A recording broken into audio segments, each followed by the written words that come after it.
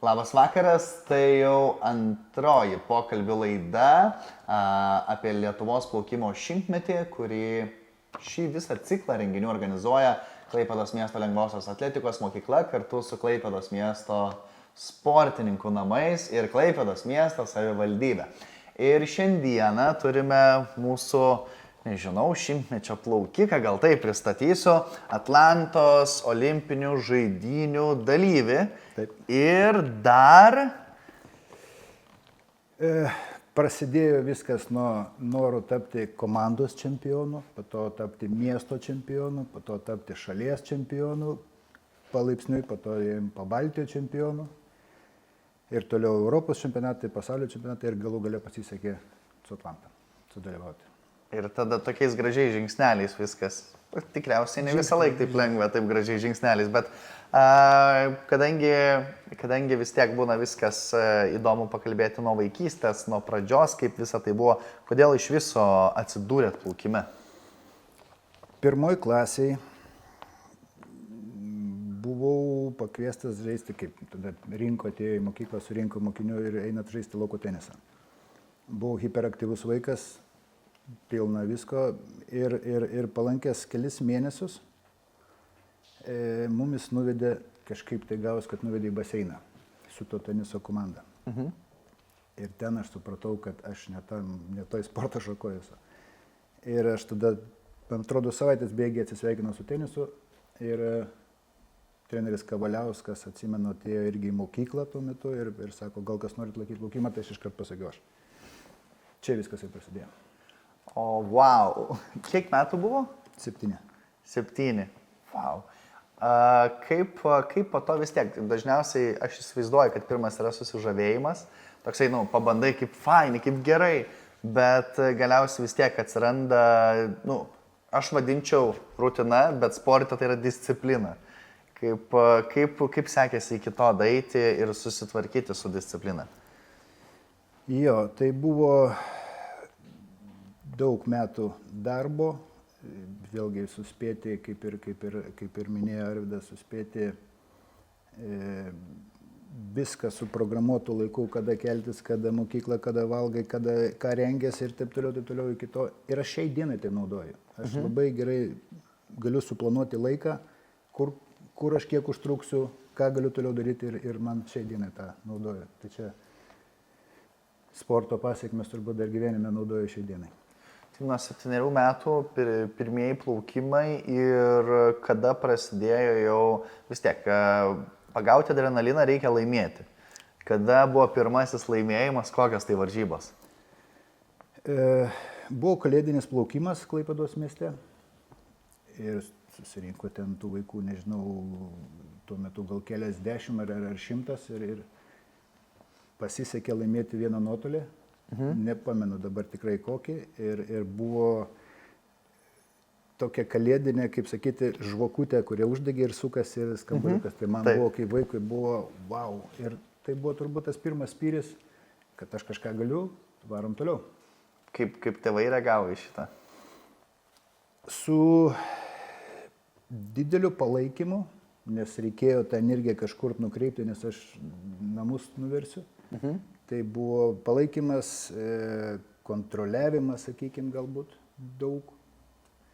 Ir visgi tai buvo tikslo užsisiti. Tai prasme, tai yra svajonė. Tu nori tapti kažkom, tu nori laimėti kažką. Tai tada patampa tikslu, tada eina toliau ir žiūri, tai yra jau realybė. Tada, ta svajonė išsipildė, varom toliau, ką dar galiu. Tai plyta po plytos ir ėjom. Ir ypač turint hiperaktyvų vaiką, aš dabar žiūriu iš šeimos pusės, norisi visą laiką, jeigu turi hiperaktyvų vaiką, reiškia, reikia jį iškrauti.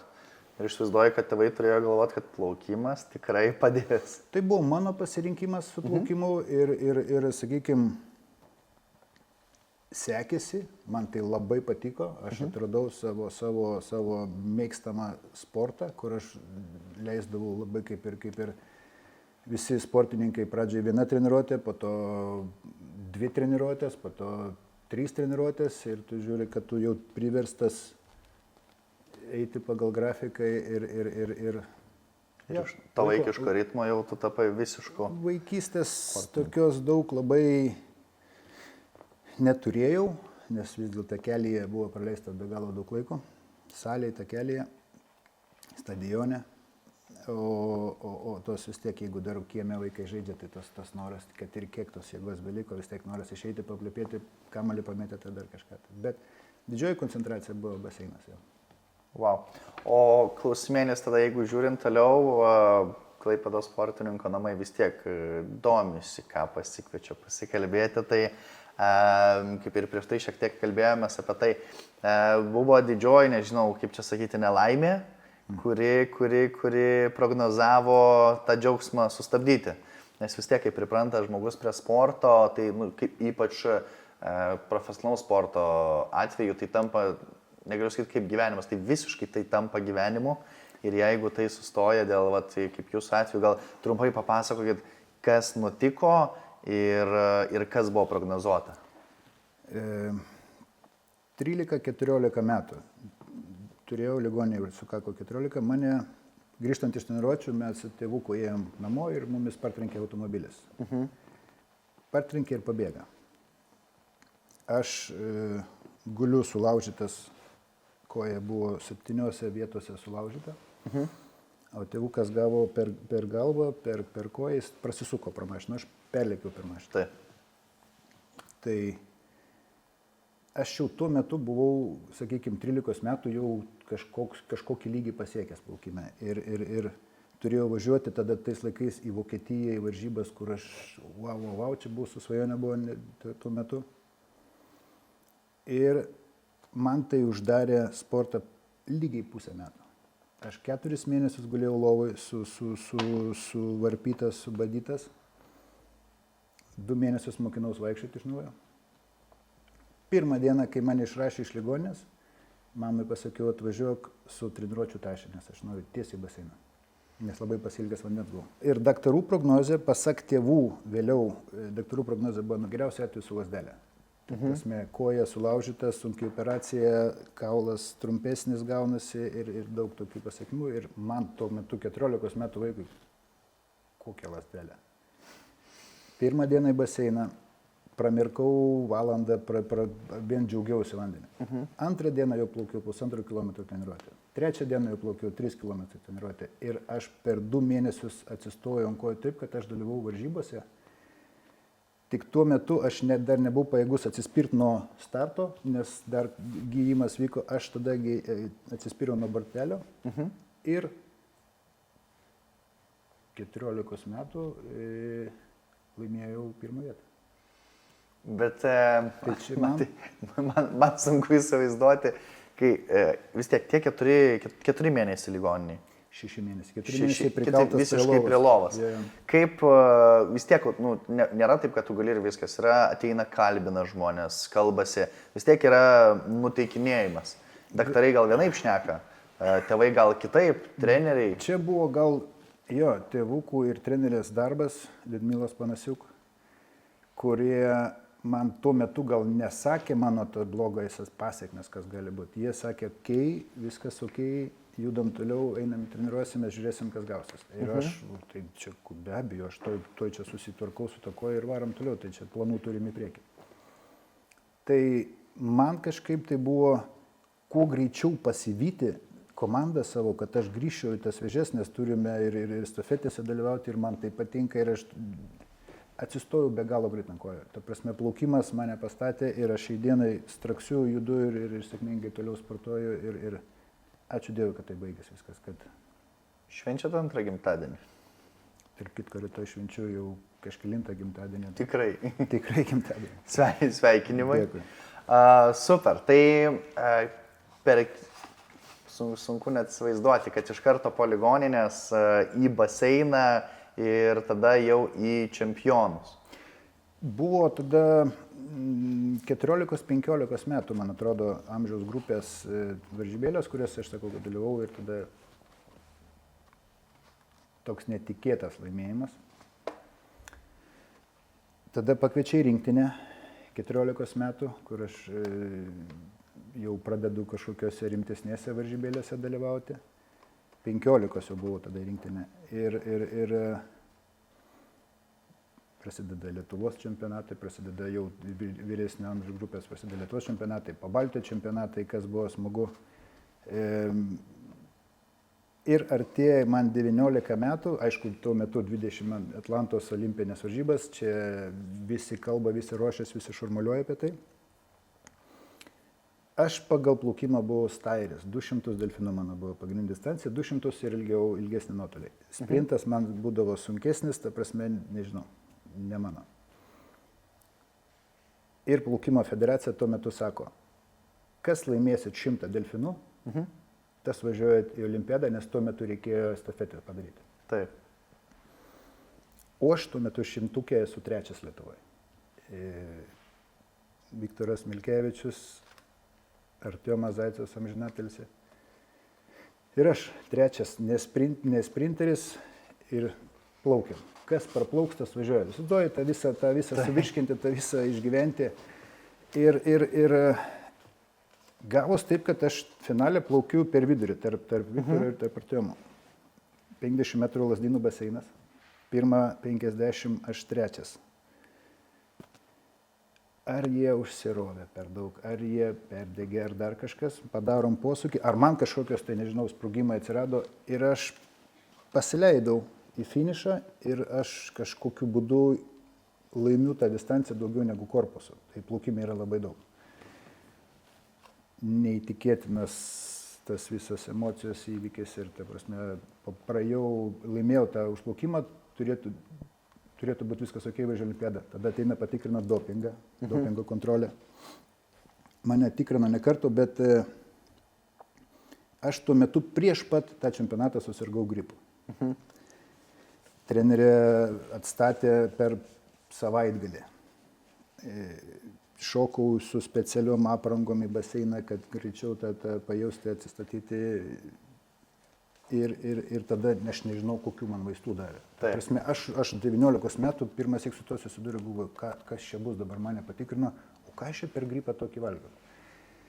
Ir 30 dienų laukimo. Tai tos 30 dienų buvo turbūt vienos iš ilgiausių.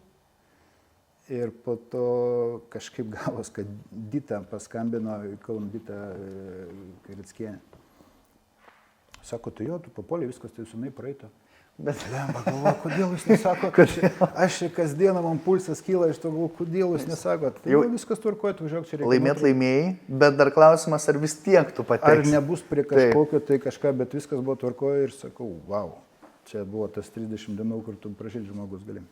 Bet jūs 3, tie, kurie plaukėt baseinį, nebuvo, kad pirmą kartą susitikot vis tiek. Ne, plaukimais varžybose vis susitikdavot. Mes buvom ir draugai, ir jie, ir kapodavomės kitose distancijose, ir 200 kompleksų, ir 200 delfinų, ir taip toliau, bet 100 buvo ne mano. Ties iš 50 100 buvo ne mano.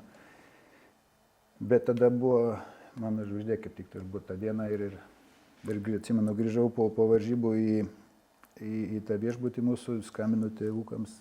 Ir sakau, negaliu patikėti, kas buvo. Tai tokia trumpa istorija iš nurašyto sportininko, kur tu galbūt viso gero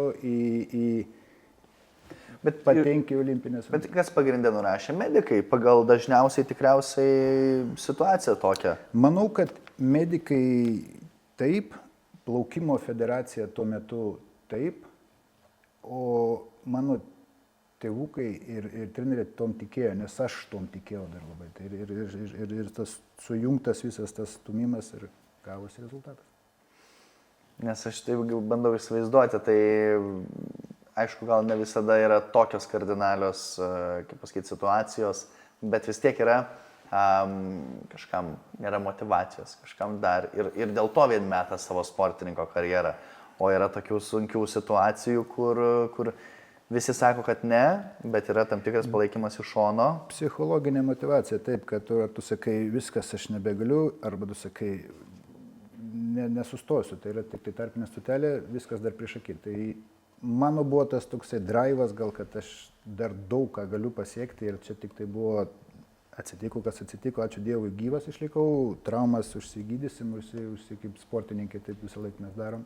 Bet jaučias dabar dar kažkokie? Šiaip yra koja trumpesnė, aš priverstas nešioti papildomą paduką, kad nugarą išlaikyti. Ir šiaip sportuojam, tam tikrų sporto šakų gal atsisakau, kur nelabai į naudą, bet dviračiai ir štangos ir kardio pilnai. Tai daugiau nei dauguma Lietuvos. Vis tiek dauguma koks mūsų sportas yra. Krepšinis. Jo, pažaidžiam ir viskas. Šalia kaimynas Tomas Dalininkaitis gyvena, tai jisai pasistatęs krepšinio aikštelę yra. Viskas tvarkoja. Nu, aš prūdą išsikasiu 25 metrų. Tai Kiekvienas savo sportą. kiekvienas savo sportą taip kultivuoja. Okay, tai iš tų 3 plaukikų jūs vienintelis iškeliavot į olimpines? Į estafetę kaip delfinistas. Taip.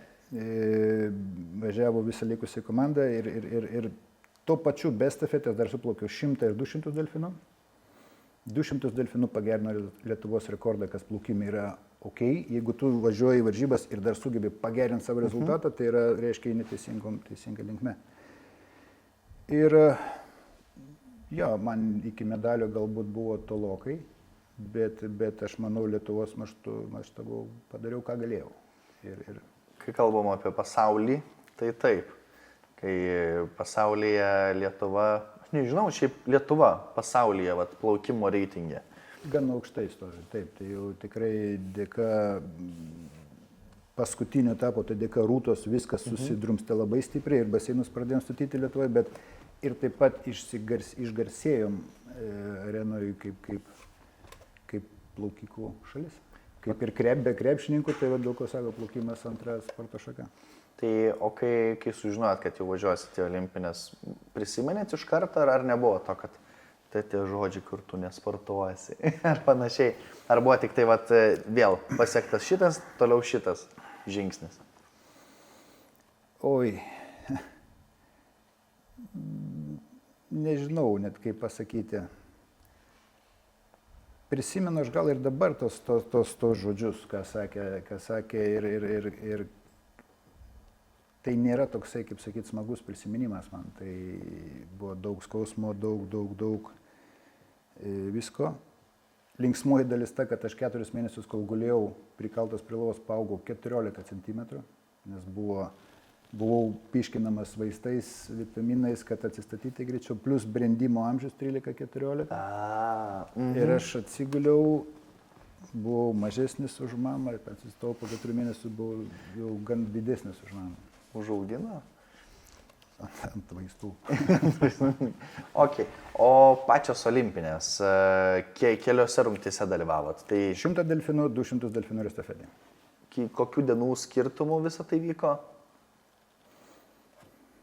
Aš bandau įsivaizduoti, kiek, jeigu žiūri jaunimas, kaip jiem įsivaizduoti, kas yra olimpinės varžybos. Ne per vieną dieną viskas vyksta. Ne. Tai vyksta, mūsų buvo gal išmėtyta per 5 dienas, aš dabar tiksliai nelabai prisiminsiu, bet ne, tai yra rytinė dalis, kvalifikaciniai finalai, tai daug tų nuotolių ir daug šalių. Tai užplaukimai, sakykime, vieno nuotolio gali būti ir 10 užplaukimų, kol atsirenka stipriausiai.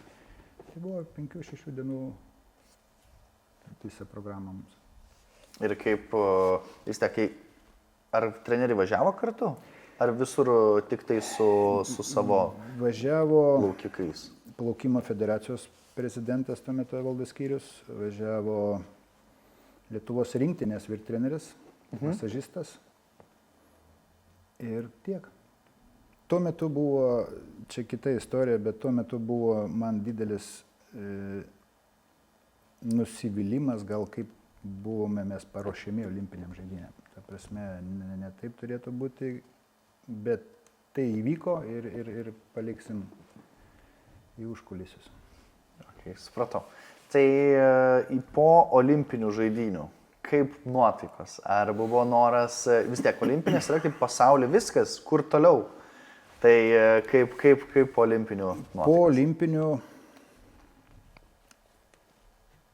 pailsėjau pusę metų, nes buvau iš tikro perkrautas, pervarytas. Ir aš kažkaip pradėjau gauti, nes mes iki olimpinių nuvažiavom 4 mėnesius į Ameriką, kad adaptuotis, prisitaikyti prie laiko, pajusti tą visą atmosferą. Ir dalyvavom ten vietinėse tokiose varžybėlėse, kad išbandyti savo būseną. Ir po tos olimpiados aš pradėjau gauti kvietimų į universitetą, pradėjau gauti kvietimų į klubą, pradėjau gauti tokių dalykų, bet man tai patapo, tai kaip ir įmanoma, aš ten noriu, mes nepriklausoma Lietuva tik tai keli metai ir čia toks truputėlį chaosėlis, tai mane tai labai sudomino, sumotivavo ir aš su tėvų palaikymu šoviau į Ameriką, mokinausi anglų kalbą, studijavau, treniravau ir vaikus, ir studentus, ir po to darbo kariai, baigiau savo plaukimą kaip ir pradėjau ieškoti savęs skirtingose srityse, ta prasme, ir 7 metai Amerikoje. Prabėgo ir grįžęs į Lietuvą, vėlgi buvo labai didelė adaptacija man po 7 metų Amerikoje, jaunuolis ir grįžti čia. Kelinti čia Lietuvoje buvo, kai grįžot? 2/4. Tai va 20 metų atgal. Tada ieškojau, kaip čia kas veikia, kaip čia kas atrodo, kaip čia kas dirba ir ieškojau sričių ir po to perėjom galbūt į verslo pasaulį daugiau. Vis tiek tą fizinę formą palaikom. Aš galbūt didesnis tinginys, žmona man dažniau, bet motyvuojam viens kitą, stengiamės gyventi aktyviai, stengiamės judėti, kad ir tie metai bėga, bet savijauta geresnė ir visame tik tai pliusai. Bet kaip ir sakėt, nuo pirmųjų dienų atsiradusi disciplina versle vis dar yra. Taip. Galima sakyti, plaukimo, nežinau kaip čia, ne principas, bet plaukimo tas viskas, kas yra aplink plaukimą, laiko planavimai, tas griežtumas, tikslumas vis tiek jis lieka. Aš manau, kad taip, mano pasaulis buvo plaukimas, bet aš manau, kad paėmus kiekvieną kitą sportininką jau aukšto lygio, jie priversti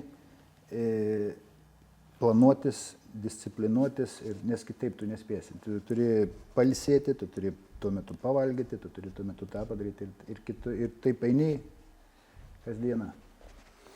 Dabar vis tiek važiuojat mieste, matot moksleivius, gal ne 7 metų, bet tos 12, 14. Kaip įsivaizduot, jiem yra sunkiau ar lengviau pradėti sportuoti? Motyvacijos trūksta. Labai trūksta motyvacijos. Vėlgi, laikai pasikeitė. Mums bausmė buvo neis į lauką žaisti. Jiem bausmė šį dieną yra iki lauką žaisti. Ką aš ten veiksiu? Mes kitaip užaugom. Šiai dienį vaikai, mes tų telefonų neturėjom, tų kompiuterių. Tik pradžia visko to buvo, tai mes dar nelabai ten tiek išsilepinom. Kas vyksta dabar, tik pažiūrė aplinkui, visi telefonuose sėdė. Vien tik ekranai. Ja. O dabar nueinat, matėte gal kokias vaikų varžybas, kaip dabar rezultatai jų, nes labai įdomu, ta prasme, vis tiek kaip ir kituose pokalbiuose kalbėjom, kad kiekvienais, nežinau, metais, 5-mečių, 10-mečių, toks yra rezultatai vis gerėja. Aš vis domiuosi, kada ta riba, kur tas fenomenalumas sustos, nes atrodo jau mūsų laikais jau buvo, wow, ten rezultatas toks ir toks, wow, čia 100 metų nieks nepamuš. Taip, bum. Kito olimpiadą, bum, ar kokį pasaulio čempionatą, bum į vietą. Neįsivaizduoju, kur tas stabdis, aišku, medicina ir preparatai šiandieniniai, ko mes toli gražu, nes nesvajojam apie tokius dalykus tais laikais, bet natūraliai, ką galėjom, tą padarėm. Geras. O tai tokį pabaigą vis tiek, kadangi ir tas sunkusis etapas, ir po to tas gerasis, tas pasaulinis etapas yra gyvenimo, tas perdavimas, motyvacijos, pasakojimas, kaip buvo jum jaunimui, kaip kalbėjom, kad turite, važiuojat, pasakojat jaunimui, kaip buvo ir kaip gali būti. Ką norėčiau pasakyti jaunimui, galbūt turėkit svajonę. Nesustokit svajoti, turėkit svajonę, ne to, kad svajonė aš noriu dabar, kad čia stovėtų kažkokie ten namai ar mašinas, o dar kažkas materialiai, nežinau. Bet ir ta svajonė, kaip aš pagal save naudoju, aš turiu svajonę geras, norėčiau tapti, Klaipėdos miesto čempionu. Taip. Ir tada tu galvoji, ką man reikia padaryti, kad aš tapčiau miesto. Ir tada tu pradedi, tai tampa tikslu, tu eini link to. Ir tai yra žingsnis po žingsnio, kaip dabar jaunimas nori, aš dabar noriu tapti čempionu. Ne, taip neišeis. Tai yra sunkus darbas, tu eini plytą po plytos ir tai po to tampa rezultatas. Tai po to tampa pradžia kažko tai, ką reikėtų jaunimui motyvuotis ir šiai dienai tų pasirinkimų labai daug yra. Ir tas man biškai čia sunkiau buvo treniruoti, aš gal einu tenai, man nereikės ten taip skaudžiai treniruotis. Nes jeigu tu paklausi, kodėl tu, man patinka plaukti, tarkim, bet kodėl tu neplauki? Sunku. Kas sunku? Tai netapsiu čempionas, bet tai realiai pradedi klausti, kur čia sunkumas? Tai į baseiną nueiti sunku, ar kiekvieną dieną plaukti, ir jeigu tu po žingsniuką, kaip ir sako, dedi, viskas yra įmanoma. O kaip galvojat, ar galvojat, kas būtų, jeigu nebūtų buvę avarijos? Sunki tema, bet vis tiek. Čia irgi yra tema, kur aš labai daug apie tai galvoju, kur aš būčiau, jeigu ne tas, ar kažkoks ženklas, ar kaip čia pavadinti, kur aš būčiau nusėdęs, ar aš galbūt daugiau būčiau pasiekęs, ar galbūt būčiau sustojęs kažkokią vietą, nežinau, bet man buvo trauma, kurią šiai dienai jaučiu pasiekmes šiek tiek, bet judam į priekį. Esam, kur esam. Sunku buvo, bet tai yra tik tai užgrūdinamomis. Ta prasme, tokie dalykai, mes nebijom to šalčio, to karščio, ir kaip aš atsimenu, mes sportuodavome stovyklose, tu ateini po treniruočių, tau padėtas maistas, tau nėra pasirinkimo. Tu net neužduodi klausimų, sulapšnuoji visą porciją, viskas gerai. Šiai dienai jaunimas, aš to nevalgau. Aš galvoju, mes tokio pasirinkimo neturėjom. Mes tokio neturėjom, mums kitaip mes augom. Tai va tos motivacijos vaikams, judėkit į priekį, turėkit svajonę ir siekit jos. Nesustokit, nenuklyskit į takelius, turėkit tą stiprų kelią ir eikit link to ir tada pradeda kažkas tai vystytis, pradeda kažkas tai augti. Ypač dabar, man bent jau atrodo, kad dabar tikrai yra daugiau pagalbos, tie patys telefonai, bet tu gali pasiekti viso pasaulio trenerius. Tu gali pasižiūrėti ir kai tu turi svajonę. Tik norėk ir daryk. Taip, tik norėk. Tai šito galim palinkėjimų ir pabaigti. Mindaugas Bružas, Lietuvos daugkartinis čempionas, olimpinių žaidynių dalyvis.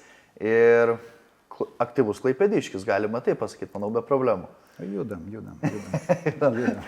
Ačiū labai jums. Ačiū jums.